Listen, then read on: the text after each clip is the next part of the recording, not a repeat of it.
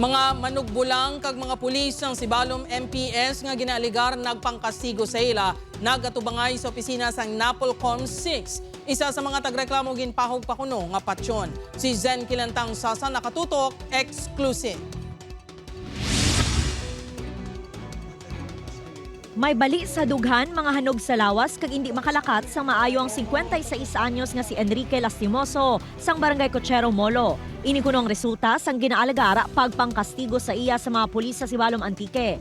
Si Enrique ang isa sa 4 ka mga nadakpan sang Sibalom pulis nga ginapahayag nagpangdaya sa Bulangan. Sunod sa iya 3 ka beses ini nga ginsulod sa kwarto kag ginkastigo. Gintingal pa ini sang armas sang pulis apisar nga nagapakitluoy sa ila. Siling ko, sir, nang tigulang na ko, sir. Hindi ko pagpatami ka bakol kay mapatay ko karon. Ambal ka mga nagbakol sa akong silinga. Patyon ka ginman namon karon. Ginakabalakan sinisubong ang seguridad nila sang iya pamilya. Wala kuno sang kamatuoran nga nagpangtunto sila sa Bulangan. Samtang nag-atubangay na sa National Police Commission 6 ang isa sa mga biktima nga si Allen Diaz. Kag ang 8 ka mga pulis nakip na ang hepe sang Sibalom MPS. Nagapanindugan naman ang hepe nga wala sang pulis nga nagkastigo sa mga bulangero. Group of syndicated sila ma'am nga gaagto sa bisan diin nga mga Bulangan kag amura ang ginaubranan da. So actually band naman na sanda sa sa may other cockpit arena kadya.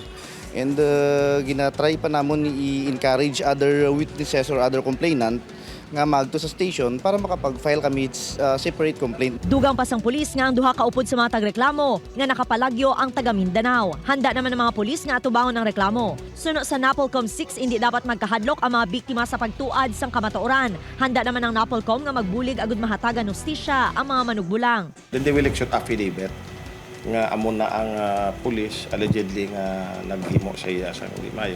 So that makagather kita sa mga pieces of evidence nga makakanda kita sa pre-charge investigation. Magluwas sa Napolcom, ginpatawag man sang Commission on Human Rights ang mga tagreklamo. Upod kay Cirilo Randuque, Zen Kilantang Sasa, One Western Visayas.